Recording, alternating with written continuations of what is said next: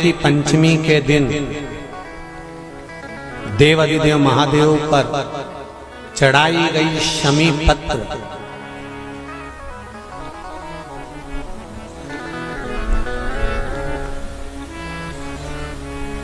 शंकर भगवान पर चढ़ाई गई शमी पत्र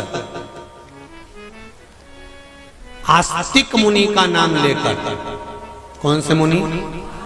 आस्तिक मुनि का नाम लेकर शमी पत्र को वापस उठाकर उसको अपने दरवाजे की चौखट पर कहीं पर भी या द्वार पर कहीं पर भी एक ओर रख देने पर घर के अंदर, बगीचे के अंदर सर्प प्रवेश नहीं करता।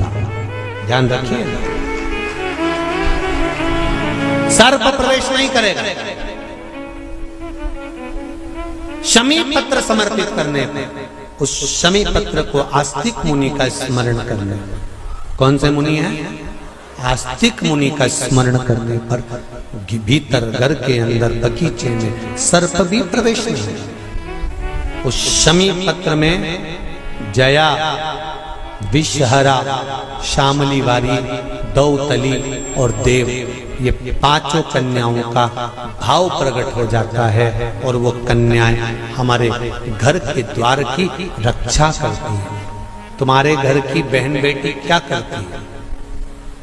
तुम्हारे घर की बहन बेटियां क्या करती हैं? घर में बहन बेटी आती हैं तो बद्दुआ देकर नहीं जाती। घर में कन्याएं रहती हैं, बद्दुआ नहीं देती। घर की बेटियां जब दरवाजा छोड़कर शादी कर वाले दिन, विदाई के दिन अगर जाती भी हैं तो बेटियां हाथ में धान भरकर फेंक कर जाती हैं कि मेरा मायका खूब फले फूले, आगे बढ़े। छापे लगाकर चली जाती हैं कि हमने हमारी जीवन की सारी दौलत, जीवन का सारा सुख अपने मायके में दे दिया है। वो बेटियां होती हैं। तो जया, विषहरा, शामली बारी, दौतली, देव, ये उस घर में निवास करती हैं जिससे ये घर में हम रक्षा कर सकते, रक्षा कर सकते।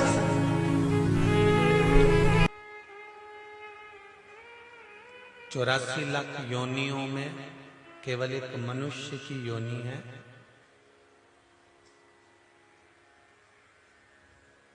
जो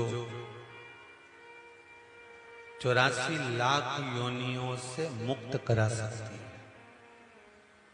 मेंढक की योनि मिल जाएगी तो हम 84 लाख योनि से मुक्त नहीं हो सकते।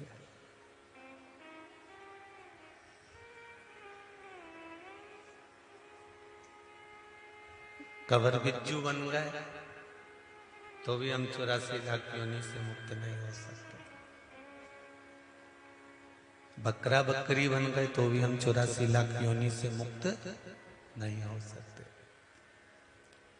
सुंगरा सुंगरी बन गए तो भी हम 84 लाख योनि से मुक्त नहीं हो सकते। होंगे क्या? नहीं।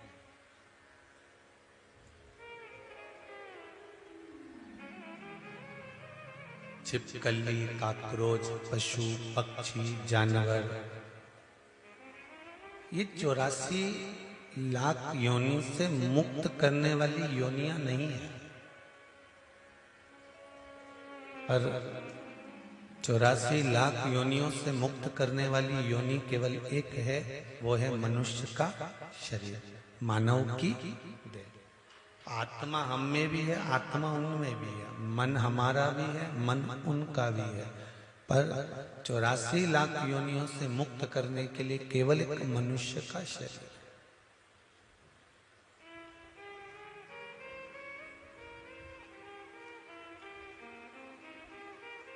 किसी योनि से हम मुक्त 84 लाख योनियों को नहीं कर सकते। पर मानव का शरीर मिला है, इसको अगर हमने भजन में लगा दिया, कीर्तन में लगा दिया, स्मरण में लगा दिया, भगवत भक्ति में लगा दिया, तो हो सकता है कि हम अगले योनि में नहीं पड़े, हम बाकी की योनियों से मुक्त हो जाए।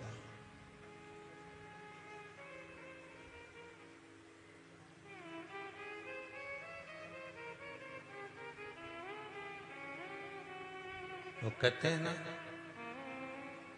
तेरे संग चले ना कोड़ी रे, फिर काहे को माया जोड़ी रे।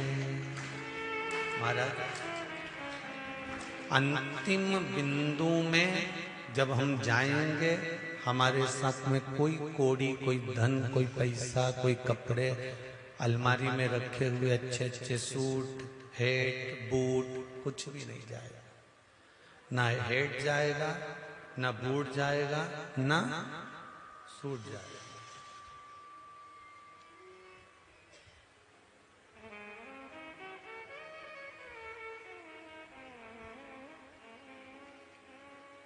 तुम्हारे हेड, बूट, सूट अभी भी कोई नहीं पहनता, तो तुम्हारे जाने के बाद कौन पहनने वाला? फालतू की बात है। दादाजी के ऐसे जामा, झोल, पजामा, ऐसी लंबी लंबी नाड़ी, अब वो इतना जामा, झोल, पजामा और नाड़ी केवल दादा लोग ही पहनते। उनके बच्चे पहनेंगे, जब दादा निपट जाएंगे तो फिर भी आसक्ति इतनी रहेगी कि दादा भले चले जाए पर पजामा अलमारी में ही रखा, पजामा सेट कर रखा है। और करना क्या था कि उस पजामे को भी जिसके काम में आ जाए, जिसके कार्य में आ जाए, कोई के पास वस्त्र नहीं है, किसी के पास कोई चीज नहीं है, तो वो वस्त्र उसको दे दिया जाए, जिससे कि वो उसका प्रयोग कर सके।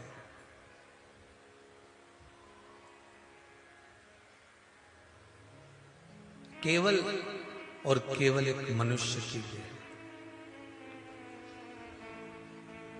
जो 84 लाख योनियों को काटने का काम कर देती है। और वो 84 लाख योनियां कटेगी कैसे?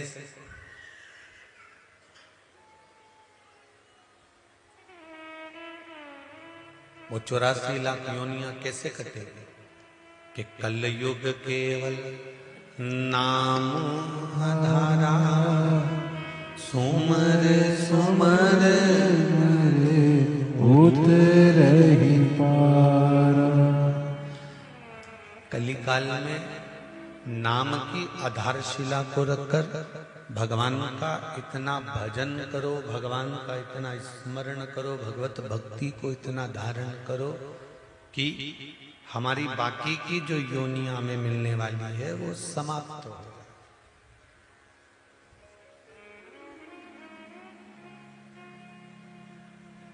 किसी किसी का मनुष्य देह प्राप्त होने के बाद दूसरा देह मिलता ही नहीं।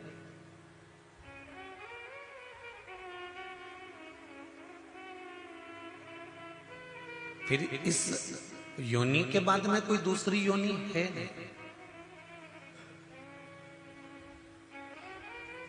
लिंग पुराण में एक बात लिखी हुई है,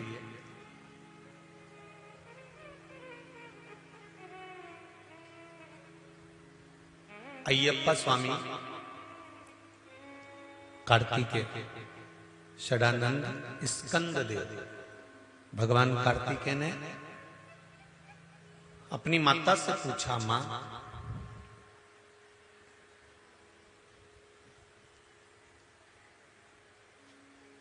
भूमंडल पर जन्म लेने के बाद में मनुष्य की योनि किसी दूसरी योनि में जाए ना, और यह मानव को मुक्ति प्राप्त हो जाए, इसको मोक्ष मिल जाए, इसका फिर कोई जन्म ना होए, उसके लिए क्या करना पड़ेगा?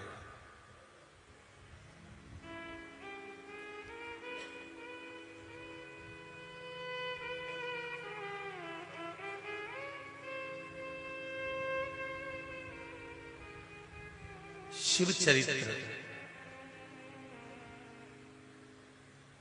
काशी से जो एक पुस्तक निकलती है शिव चरित्र, कि एक बेलपत्र के नहीं जाओगे कभी डॉक्टर के पास, आप शंकर का भजन तो करो,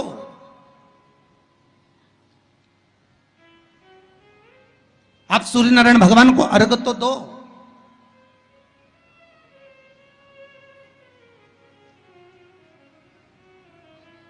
आप एक बेलपत्र शंकर को समर्पित तो करो। जिस बेलपत्र को आप वृक्ष पे से तोड़कर या बाजार में से 5 रुपए की खरीद कर लेकर शंकर भगवान को चढ़ा देते हो, शिव जी के पास जो पहुंच गई, जो अर्पण कर दिया जाता है, भगवान को दे दिया जाता है, वही तो प्रसाद बन जाता है। अरे बोलो जम के।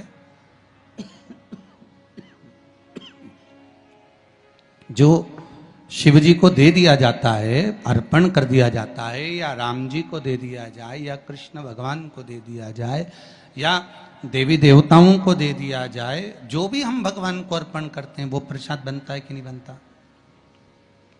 अरे बोलो जम के। बनता है ना प्रसाद।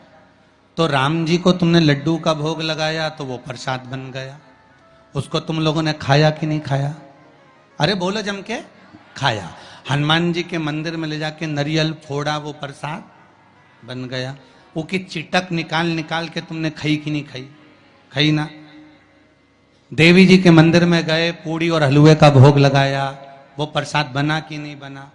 अब शंकर भगवान को कोई तुम रोज तो चूरमा नहीं लगाओगे, शंकर भगवान को रोज तो तुम लड्डू लेकर नहीं जाओगे, शंकर भगवान को रोज तो तुम मिश्री लेकर नहीं जाओगे। तो शंकर भगवान के लिए रोज क्या लेकर जाते हो? बेलपत्र। अगर शिव जी को तुमने जो बेलपत्र चढ़ाया तो वो प्रसाद बना कि नहीं बना? बन गया ना। अब प्रसाद बन गया तो उस बेलपत्र को उठाकर लाकर खाना और खाकर अपनी औषधि के रूप में उसको स्वीकार करना। उसके बाद इस शरीर में चाहे शुगर हो, चाहे बीपी हो, चाहे ब्लड प्रेशर किसी भी रूप में हो, चाहे किडनी, लीवर कुछ भी डैमेज हो रहा हो, डायलिसिस चल रहा हो, अब एक बार बाबा को चढ़ाकर उससे विनती कर कर तो लाओ कि हे शंभु, ये तेरे बल पर लेकर जा रहा हूं। मैंने सुना है तुझ पर जो चढ़ता है वो प्रसाद बन जाता है, और ये त्रिगुणाकार बेलपत्र को मैं लेकर जा रहा हूं, मैं खाऊं और बाबा इतनी कृपा कर देना कि ये औषधि का काम कर दे और मेरी बीमारियां समाप्त कर दे। ये शिव से कहो।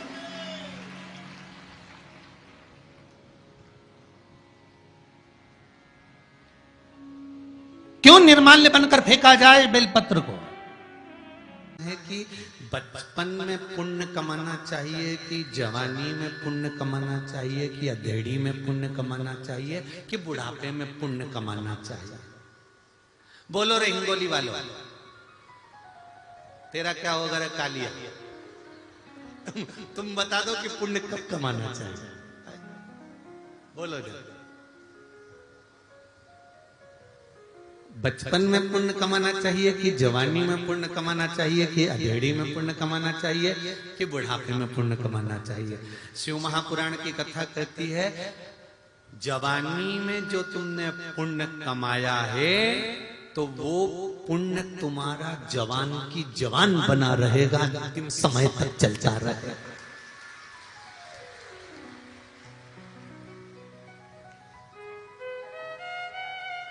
तो क्या हम संत बन जाएं, साधु बन जाएं, घर छोड़ दें, परिवार छोड़ दें, कि कमाना छोड़ दें?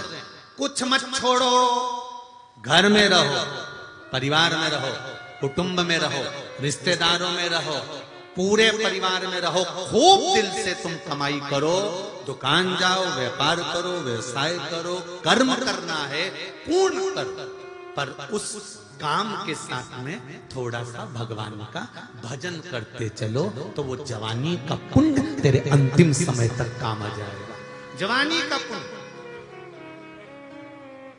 अब किसी के मन में आएगा कि गुरुजी तुम कैसे कह सकते हो कि जवानी का पुण्य अंतिम समय तक काम आएगा? तुम किस शर्त पर कर सकते हो? तो घर में जितनी बुजुर्ग माताएं हैं, घर में जितने बुजुर्ग भाई हैं, इनसे पूछ लेना, जवानी का खाया आग आखिरी तक काम आता है।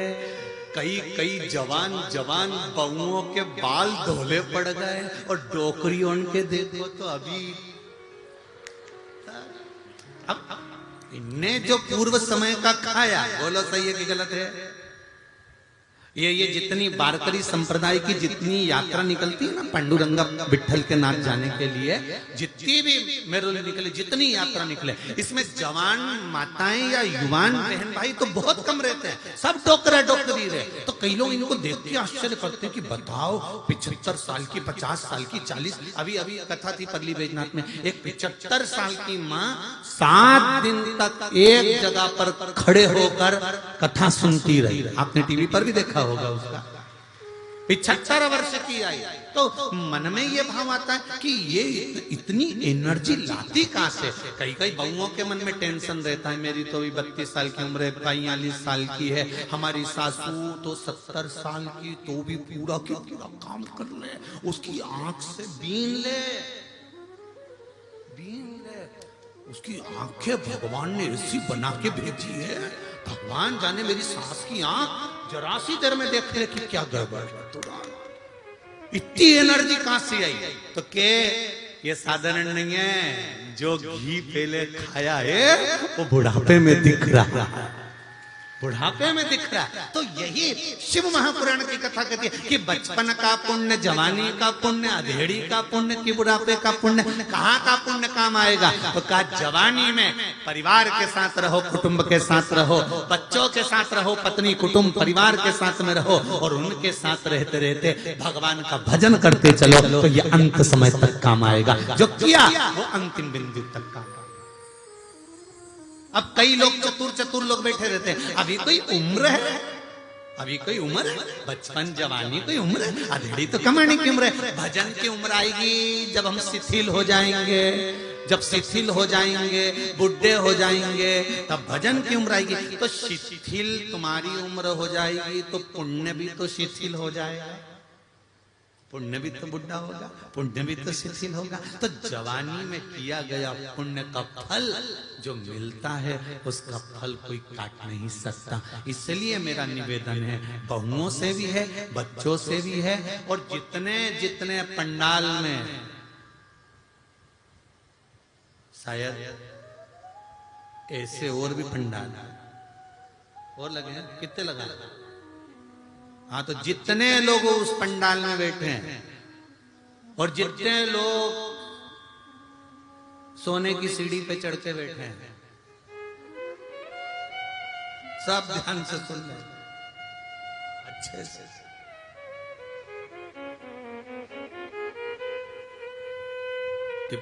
पुण्य कमाई करो, दुकान जाओ, व्यापार करो। कभी इस व्यासपीठ से हमने कभी ये नहीं कहा आपसे कि आप अपना कर्म मत करो, बोला कभी? हमने एक ही बात बोली, खूब काम करो, खूब कमाओ, दिल से कमाओ। तुम कमाओ, किसी को दान करो मत करो, किसी को दो मत दो, पर अपनी कमाई का थोड़ा सा अपने ऊपर भी खर्च करो, जिससे तुम्हारा जीवन अच्छा रहे, तुम्हारा जीवन अच्छा।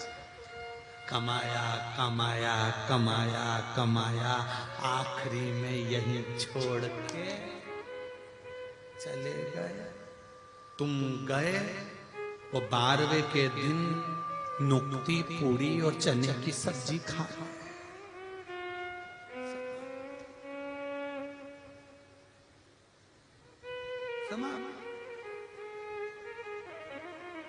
एक छोटा सा बच्चा अपनी दादी से बोला, ओ दादी, ओ दादी। दादी बोली क्या है? अपने पड़ोस में वो मुन्ना रहता है ना, मुन्ना, हाँ, उसके यहाँ पर नुक्ती का रायता बना है, बूंदी का रायता, नुक्ती का रायता, और बूंदी बनी है, नुक्ती, पूड़ी बनी है, चना की सब्जी बनी है। दादी उसके यहाँ पर सब कुछ बना है, मालूम है? इतने में दादी बोली, बेटा उसकी यहाँ तो आज बनेगा, क्योंकि उसकी दादी का आज 12वां है। इतने में बच्चा दादी का गाल पकड़कर बोला, अपने घर कब बनेगा? दादी ने एक घर के दिया, मेरे को मारने की प्लानिंग कर रहा, मुझे मारना चाहता।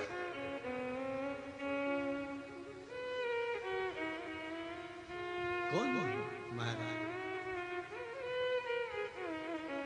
झूठा है